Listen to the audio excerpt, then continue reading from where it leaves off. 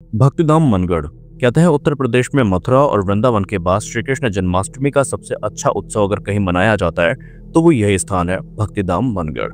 और आज के इस वीडियो में हम आपको टूर करवाने वाले हैं भक्तिधाम मनगढ़ का, जहां हम देखेंगे कि श्री कृष्ण जन्माष्टमी से पहले वहां की तैयारियां कैसे चल रही हैं। तो बने रहिए इस वीडियो में, क्योंकि इस वीडियो में आपके द्वारा पूछे गए बहुत सारे प्रश्नों के उत्तर भी छिपे हुए हैं। सो भैया, एक नए एपिसोड और एक नए वीडियो में आपका स्वागत है। पिछले वीडियो में आप सबने जिस प्रकार का रिस्पांस दिखाया, खासकर फेसबुक में हमें जो रिस्पांस मिला हमारे राजापुर की वीडियो के बाद, उससे हमारा हौसला काफी बढ़ गया है। और अब आपको पता है कि 16 तारीख को कृष्ण जन्माष्टमी आने वाली है, तो उसी जन्माष्टमी के अवसर पर आज हम जा रहे हैं भक्तिधाम मनगढ़। और इस बार हम वो गलतियां नहीं करेंगे जो पिछली बार हमने की थी। पिछली बार जब हम गए थे उसमें कैमरा और सारी चीजें बैन थी, तो अनफॉर्चुनेटली ये जो मेरा माइक था ये मेरे कैमरा बैग में ही रह गया था, जिसको हम लेकर जा नहीं पाए।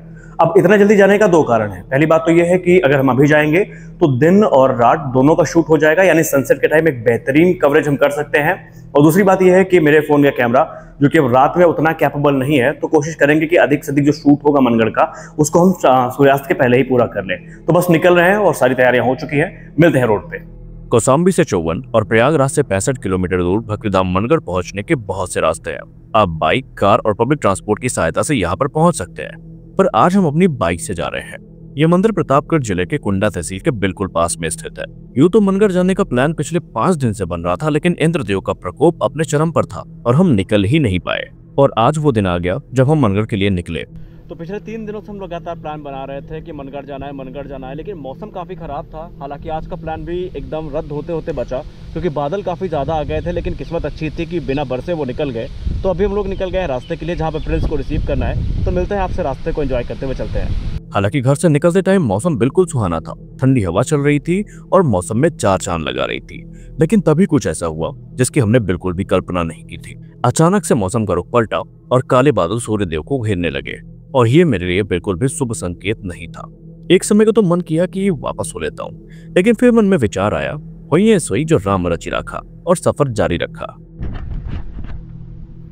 तो भाई इस समय हम लोग हैं महाराजा बिजली पासी सेतु को हमने अभी तुरंत क्रॉस किया है, और मौसम बहुत अच्छा नहीं है। जिस प्रकार के हालात चल रहे, लग रहा है बारिश हो गई ना तो पूरा का पूरा प्रोग्राम फिर से चौपट हो जाएगा। बादल बहुत तेज गिर रहे हैं, और हम बस यही प्रार्थना करते हैं कि मनगढ़ पहुंचने से पहले कुछ ना हो। बारिश हो रही है, क्या मामला है, चलना है कि नहीं? चलेंगे। हाँ, अब बारिश तो भाई मात्र धूप निकली है, जब भी निकली मेरे तरफ धूप निकली भाई। ये तुम्हारा ये जो पुल है बिजली पासी सेतु, कुएं से मौसम गड़बड़ाया है। मैंने बोला था ना, जब भी हम निकलेंगे तब भी बारिश आएगी। हमारे सामने दिक्कत ही है कि गोप्रो का हमने निकाल दिया वाटरप्रूफ केस, यूलानजी केस लगा दिया है, और ये वाटरप्रूफ है नहीं। कोई पन्नी उन्नी मिल जाएगी क्या? आगे भीख मांगना पड़ा, क्योंकि यहाँ पानी तेज हो गया, हमारी तरफ धूप निकली है। प्रिंस को रिसीव तो कर लिया, लेकिन आगे का सफर कैसा होगा हमें बिल्कुल नहीं पता। और थोड़ी दूर आगे बढ़ने के बाद हमें दिखा माँ गंगा का प्रकोप। हालांकि जल स्तर में कमी जरूर आई थी, लेकिन प्रकोप कम नहीं हुआ। तो अभी हम लेहदरी पुल पे खड़े हुए हैं, और जो लोग इधर से आते हैं तो एक बार इसको जरूर विजिट करिएगा। इधर नीचे गंगा जी बह रही हैं। गंगा जी है ना सर? ये ससुर खदेरी है, थोड़ा फैल गई। गंगा जी थोड़ी है। हाँ नहीं, नहीं गंगा जी है। मंजनपुर का ससुर खदेरी नहीं है, गंगा जी है। और ये आप पुल कितना बढ़िया लग रहा है, देखिए। और हमारे साथ हैं विराग सर। हाँ, चले। अंतर्यामी है, क्रिएटर नहीं ना। मतलब अभी हम लोग मनगढ़ पहुंचे नहीं ना, इनका पता कि मनगढ़ सज रहा है। भाई हम तो बोल रहे हैं 3-4 अगर इस तरह की मिल जाए ना, तो हम तो माउंट एवरेस्ट में क्या हो रहा है यही पता करते हैं। नहीं, हमको न्यूज़ मिला है कि अभी से प्रिपरेशन चालू हो गया। तो आपके साथ पत्रकार फ्रेंड्स हैं, इस समय इनको न्यूज़ मिल जा रहा है उड़ते सोर्सेस से। हाँ, पत्रकार साहब को इतना नहीं पता कि लेहदरी पुल के नीचे कौन नदी बह रही, बाकी सब पता है।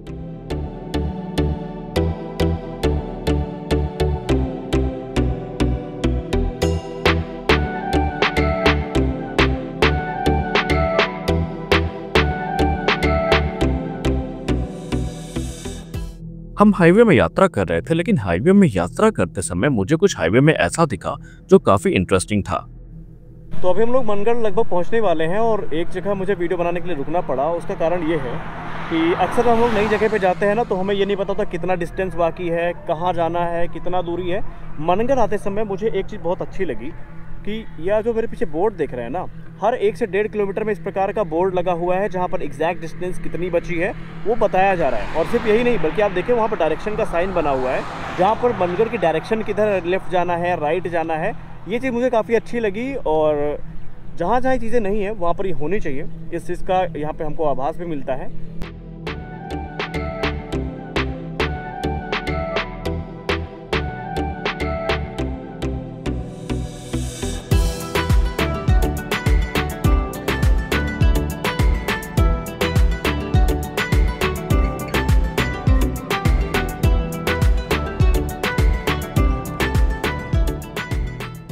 हालांकि अभी तक का सफर बिल्कुल अच्छा जा रहा था, लेकिन तभी एक बाधा हमारे सामने आकर खड़ी हो जाती है और हमारी सारी जल्दी धरी की धरी रह जाती है। रोड के चौड़ीकरण के चलते यहाँ पर पेड़ काटा जा रहा था, जिससे रोड बंद कर दी गई।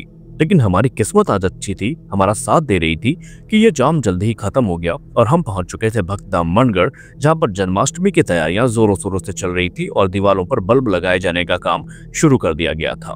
यहाँ पर आने पर हमारे मन में बहुत सारे प्रश्न थे, जो आपके मन में भी आते जरूर होंगे कि मंदिर का टाइम क्या है, किस समय पर आए, मंदिर कब खुलता है, कब बंद होता है, क्या हम प्रोफेशनल कैमरा या गोप्रो लेकर आ सकते हैं, क्या हम ड्रोन उड़ा सकते हैं, और भी बहुत सारे सवाल। तो भैया अभी एक लंबे स्ट्रगल के बाद फाइनली पहुंच चुके हैं। अब देखना ये है कि गोप्रो लेके अंदर जा पाते हैं या नहीं। पिछली बार तो कैमरा बैन था क्योंकि हम लोग जन्माष्टमी के टाइम में आए थे। आज देखना है क्या सीन बनता है। उम्मीद तो यही रहेगी कैमरा अंदर चला जाए किसी तरह। ड्रोन नहीं है, बस कैमरा है। चला जाएगा कि नहीं जाएगा, ये पहले मनुष्यत बोला रहेगा तो पहले मूड घूम जाता, क्या कैमरा नहीं जाएगा, बैग नहीं जाएगा, अरे नंगा होके जाए। तो अभी हम लोग मनगढ़ भक्तिधाम पहुंच चुके हैं और ये एक मुझे बड़ी अच्छी चीज़ लगी कि जो बाइक की पार्किंग वो सेपरेट है और पीछे अगर आप देखेंगे तो कार की पार्किंग है, उसका एक प्रॉपर स्पेस दिया गया है। तो ये जो इलाका है यहाँ पर एक कार की पार्किंग है। सारे कार मतलब आप चाहे बस से आइए, ट्रक से आइए, कार से आइए, सबके पार्किंग की प्रॉपर सुविधा दी गई है। और बाकायदा उधर तरफ जो वॉशरूम है वो भी है, तो लेडीज़ और जेंट्स दोनों की जो सुविधा है वॉशरूम की या टॉयलेट की जो सुविधा है वो यहाँ पर दी गई है। तो अब हम लोग फेस करने जा रहे हैं सबसे बड़ा हर्डल, और वो ये है कि क्या मेरा गोप्रो अंदर जा सकता है, क्योंकि अगर गोप्रो अंदर ना गया तो निस्संदेह क्वालिटी कॉम्प्रोमाइज़ हो जाएगी मेरे ब्लॉग की। और मैं ये नहीं चाहता कि पहले जो ब्लॉग बने वो बहुत बेहतरीन बने और अब क्वालिटी इशू के चलते हमें भाई अपनी गाड़ी कहाँ खड़ी पहले याद कर लेना। तो भक्तधाम मनगढ़ में ये चीज़ें मुझे काफ़ी अच्छी लगती हैं कि जो गाड़ी है वो यहाँ पर खड़ी करने की प्रॉपर सुविधा है और यहाँ पर गार्ड्स भी लगे हुए हैं। अब मेरी हेलमेट जैसा कि आप देख सकते हैं, हट जाओ सामने से, वो है मेरी हेलमेट ग्रीन वाली। अब आके देखना है कि बचती है नहीं, क्योंकि पिछली बार तो भाई साहब मैं खुले में खड़ा करके आया था, तब भी मेरी हेलमेट मुझे सही सलामत मिल गई थी। तो ये है भक्तिधाम मनगढ़ का एंट्रेंस। वहाँ से होती है एंट्री और यहाँ से होता है एग्ज़िट। तो अब हमें चलना उस पॉइंट पे जहाँ पर हमारी चेकिंग होगी और हम देखेंगे कि बैग में क्या मेरा गोप्रो जा सकता है या नहीं, और ये निर्णायक पल आने वाले हैं। तो ये है एंट्रेंस गेट और यहीं से ये है एंट्रेंस और यहीं से एंटर होना है। अब देखते हैं चेकिंग में कैसे बाईपास करते हैं चीज़ों को। ओवर कॉन्फिडेंस हमेशा जो है नुकसान पहुंचाता है। भाई साहब अपने ब्लॉग में बता रहे थे कि अंदर गोप्रो नहीं जाएगा, अंदर माइक नहीं जाएगा। भाई गोप्रो भी है और माइक भी है और ये भी है। यूँ तो हमें गोप्रो के लिए किसी ने रोका नहीं, लेकिन हमें पता चला कि जब विशेष दिवस होते हैं तो हमें परमिशन लेनी पड़ती है ड्रोन उड़ाने से पहले और प्रोफेशनल कैमरा यूज करने से पहले, और परमिशन मिल भी जाती है। तो जिस चीज़ को मैं अवॉइड करना चाहता था उसको मैं अवॉइड नहीं कर पाया, क्योंकि मैं बच रहा था नाइट शूट से, लेकिन अब नाइट शूट करना पड़ेगा और क्वालिटी डेफिनेटली कॉम्प्रोमाइज़ हो रही है। तो यहाँ पे जो दृश्य है उसमें भगवान श्री कृष्ण अर्जुन को उपदेश देते हुए भगवद गीता का, तो उसका काफ़ी विहंगम दृश्य हमें यहाँ पे देखने को मिल जाता है। आई होप कि मैं बेस्ट क्वालिटी आपको प्रोवाइड कर सकूँ इसकी, इसीलिए मैं नाइट शूट को अवॉइड करता हूँ, क्योंकि मुझे पता है कि जो क्वालिटी है वो बैडली कॉम्प्रोमाइज़ होगी और वही हो रहा है। तो यहाँ पर जूता घर और शौचालय अंदर भी बना हुआ है, जहाँ पर शूज़ को आप जमा कर सकते हैं और मंदिर से निकलते समय आप उनको निकलवा भी सकते हैं। तो ये हमें एक चेंज दिखा, क्योंकि पिछली बार कहीं पे और जमा हो रहा था, वो आगे था, अब यहाँ पे शूज़ जमा हो रहे हैं, तो बस जमा करके मंदिर का दर्शन करने चलते हैं। हालांकि भक्तिधाम मनगढ़ का एक नियम है कि आप जूता पहनकर मंदिर प्रांगण में प्रवेश नहीं कर सकते, लेकिन इसके लिए आपको परेशान होने की जरूरत नहीं। उनके तरफ से पूरी व्यवस्था दी गई है, जहां पर आप जूता घर में अपने जूता को जमा करके उनसे एक टोकन ले सकते हैं, और टोकन मिलने के बाद आप वापस जाते समय उसी टोकन को दिखा करके अपने जूते वापस ले सकते हैं। हमें जो टोकन मिला था उसका नंबर था 820 और हम निश्चिंत होकर मंदिर प्रांगण में पहुंच जाते हैं। भक्ति मंदिर की बात करें तो इसकी स्थापना मनगढ़ में जगत गुरु कृपालु जी महाराज के द्वारा करवाई गई थी, जो कि इनका जन्म स्थान भी है।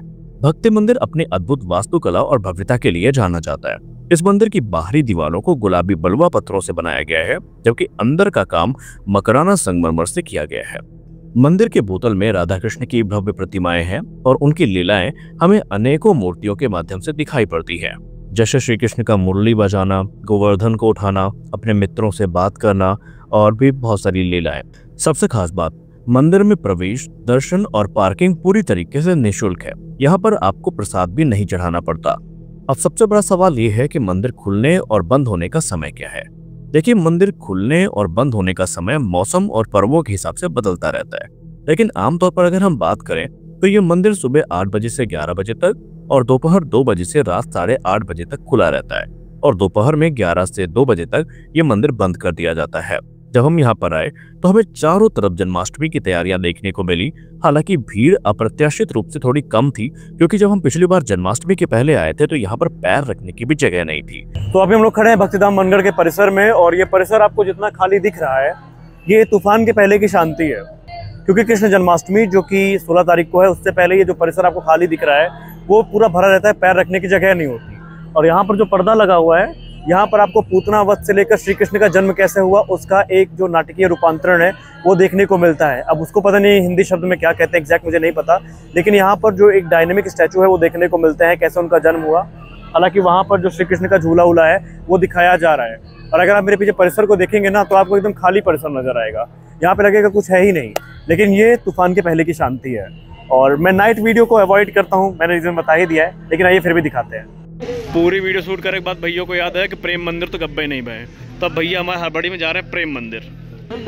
माय बैड, भक्ति मंदिर की बात हुई थी, प्रेम मंदिर तो वृंदावन में है। मैंने बताया था। हाँ आपने बताया था, आपका बहुत बहुत धन्यवाद। तो आप जा रहे हैं भक्ति मंदिर। ये बड़ा खुश है, मतलब एक बार जीत गया हमसे तो बड़ा ज़्यादा खुश है। वो आपको देख रहे हैं, भक्ति मंदिर देखने को मिल रहा है, बहुत दिव्य मंदिर है। हाँ इसकी तो फुटेज अच्छी आ जाएगी।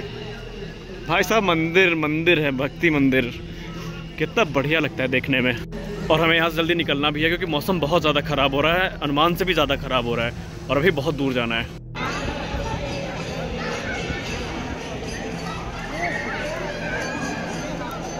यहीं की फोटो के सामने चला।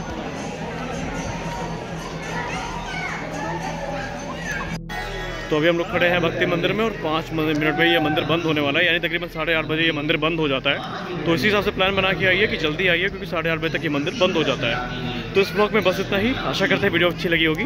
चलिए मिलते हैं अगले ब्लॉग में, तब तक के लिए जय हिंद। तो अभी कृपालु धाम में, तो अभी मनगढ़ धाम में कुछ बिल्डिंग जो है वो अंडर कंस्ट्रक्शन है। और यहाँ पर आप जो देख सकते हैं सामने स्ट्रक्चर, ये काफ़ी दिव्य लग रहा है। अब ये क्या है मुझे अभी नहीं पता, ये अंडर कंस्ट्रक्शन है। और यहाँ पर आपको श्री कृपालु धाम देखने को मिलता है। हो सकता है ये कुछ रहने की व्यवस्था हो या कीर्तन स्थान हो, मुझे नहीं पता, मैं अंदाजे से बता रहा हूँ। लेकिन जो यहाँ पर मेजर कंस्ट्रक्शन वर्क है वो चल रहा है, और मंदिर का तो क्या ही कहना। चलिए मिलते हैं। इस वीडियो में इतना ही, मिलते हैं अगले वीडियो में, तब तक के लिए।